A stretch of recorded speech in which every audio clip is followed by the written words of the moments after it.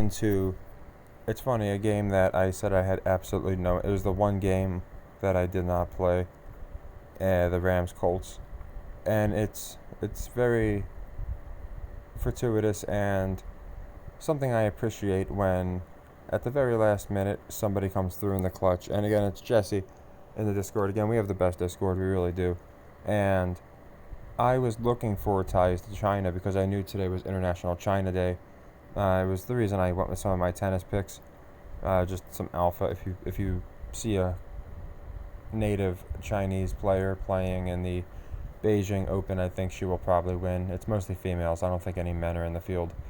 Anyway, you can see that Jesse brought up this very interesting stat about how there's different teams going to different markets, and the Rams have one with China.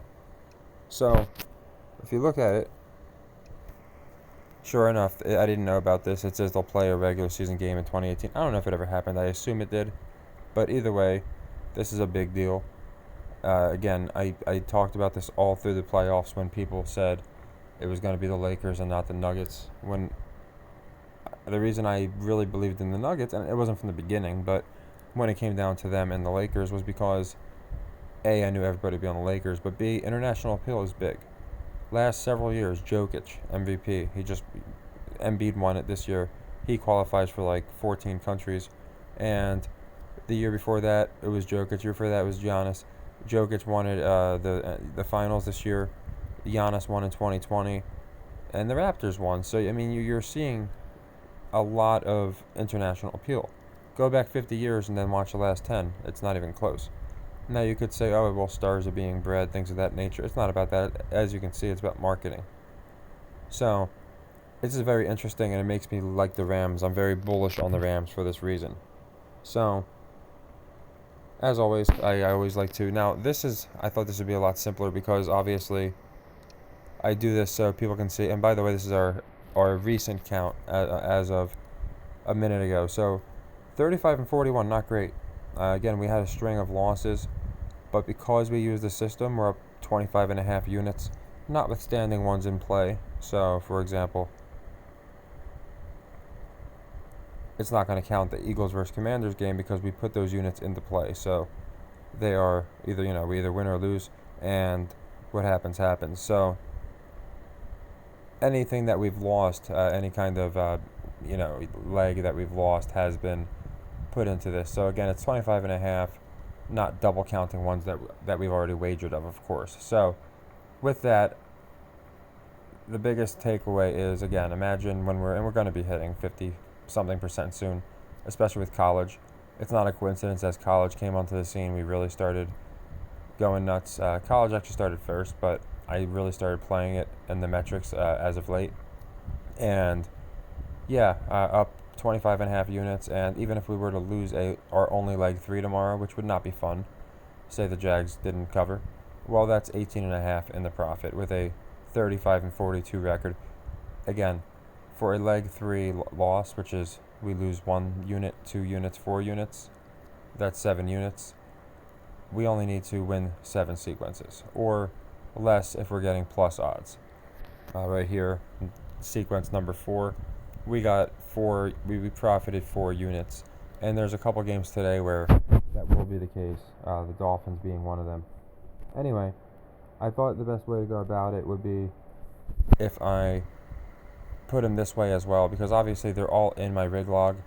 But of course, we have hundreds of picks, so I want it where anybody that's watching a video, I always purposely type them in live as I'm doing them.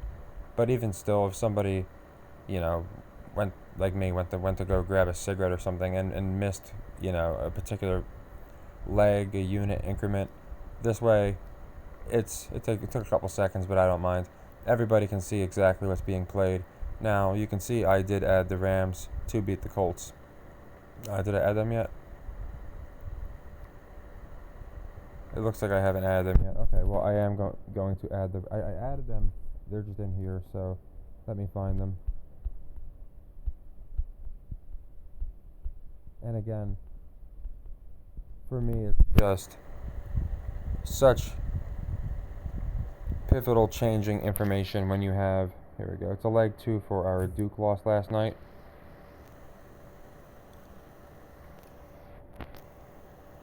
what I also like is as I had gone over before when I was asked, I had said that I wouldn't play it, but I would lean Rams just because the Colts just looked really good, and I thought the public would be more on them. But with the China connection, I absolutely love them. So I played them as a leg two here for our Duke loss. You can see we got a few leg twos, and the Dolphins are a leg two. Now, yeah, the Fade Prime parlay pays 85 to 1. So fading all of the teams that he played on, we'll pay 85 to 1. It was about the same last week too. It was I got 70 to 1, but I know someone that got 81 to 1 with a boost. Steven got that, so I'm not sure what everybody else got, but I didn't hear anybody getting less than like 60 to 1. So this week it would be better only because of the fact that it's 250. It's actually almost the same as last week, which I like. So there's a pretty heavy favorite. We had, let me see if I can remember correctly, Buffalo beat Washington, was it? And this week that's akin to the Eagles beating the Commanders. And then we had the Lions beat the Falcons in like a 3-point game. And now we have the Jags playing the Falcons in a 3-point game. The upsets were obviously the Cardinals beating the Cowboys. Now we got the Cardinals playing the Niners. The other upset was the Colts and the odds are almost exact on all of these if you think about it. Colts Ravens, I think that was it. And this week that's very akin to the Patriots Cowboys. And the fifth one, I'm trying to think. Oh yeah, the fifth one is impossible to compare because it was played on Thursday. The Niners played before Dion, so there's really no comparison on that one. Again, this week they are a heavy favorite, so it's really good odds. But anyway, I found that really interesting that basically all the teams that are lining up with almost exact odds as the teams last week. So that could be very promising that this might pay off one last week. Again, the Niners meet the Cowboys in week 5. But anyway, yeah, I wanted to just get this out there for anybody that, just might really want to play this game. I wasn't sure, and then when Jesse brought that to my attention, because I was already looking for things affiliated with China, I didn't know about the Rams connection. I don't want to say no-brainer, but it seems like a very, very bullish play. So combine it with the fact that the Colts have looked better. They're at home. I like the Rams here, and it's going to be a leg 2 for our Duke loss. So yeah, like I said, there's a reason I made the system the way I did, and it's we haven't been even running it that long. We ran it for a year, obviously, and we did incredibly well, over 100 units, as you guys know. But again, here we're only a quarter way through the season, and you can see, almost like clockwork, we're right on pace for the exact number. So it's one of those things where it's nice because there are so many people that will tell me, man, I love following your system now because I don't have to stress. I don't even have to watch the games. Now, some people prefer to watch the games, and that's fine. I like watching some of them, but it makes it where it's very, very fun at the same time. It's just the best money management. And again, this is with a losing record. So again, I never claimed to be Nostradamus. The good thing is, when we are over the target, we're well over it. Obviously, the 25 units is not including the Fade Prime parlay. I know a lot of people didn't play that, and it wasn't an official leg 1, 2, or 3. I just suggested playing it. So anyone that I suggest playing but don't officially put on, I don't take credit for. So there's like my buy me a coffee picks, my live picks, where I'll say, hey, I think this team's going to win. We did it with Colorado. Many units plus on those as well. But this is the bare minimum. And it's not to be braggadocious. It's just in case you're thinking about tailing a system. I've had so many people last year that they were like, yeah, I'm going to start with $1. And then they made their way up, and now they're doing, whatever, $10 units. And where they watched all last year, and they're really encouraged to tail this year. So I would just to bring that up to your attention, that this is the bare minimum that we are up with a losing record, which I don't think that's going to continue. I think that'll flip around. Of course, the record doesn't matter. What matters is the profit. But it's just a testament to the system. It's a complex martingale where we're incorporating metrics that are historically unprecedented if they were beat, teams against the spread, things like that. I've gone into all that, taken teams that clearly the public is going to be fading, like Colorado, and the plus money line is the best part of it because, again, just a simple example, we got 4 units by playing the Lions as a leg 3. Instead of being punished for going 1 out of 3, we were rewarded with 4 units. Now, had we lost that and then did another leg, we could run into some trouble.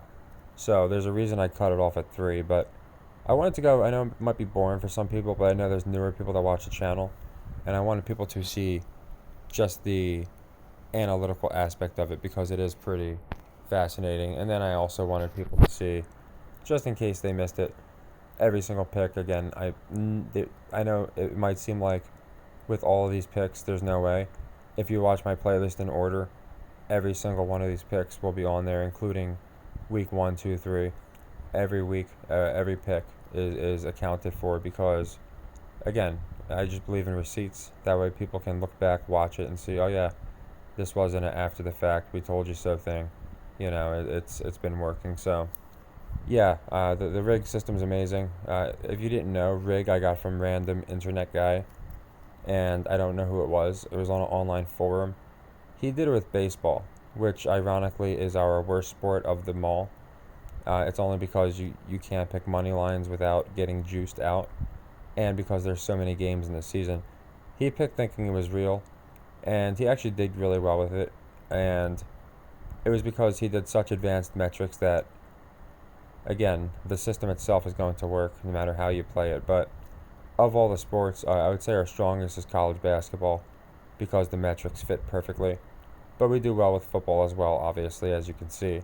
But yeah, once college basketball season rolls around, it's funny because it's people's least favorite to watch, but it's the most profitable. As far as, I get a lot of people don't love college basketball. But anyway, so yeah, here's what we're rolling with. And I'm going to confirm it. We're going with London to score in London. It's too nice to pass up on. I can already hear the announcers. So I like Ridley to score 2 for the revenge aspect. So I would take a touchdown for him and a touchdown for London. I know a lot of you guys brought up that prospect.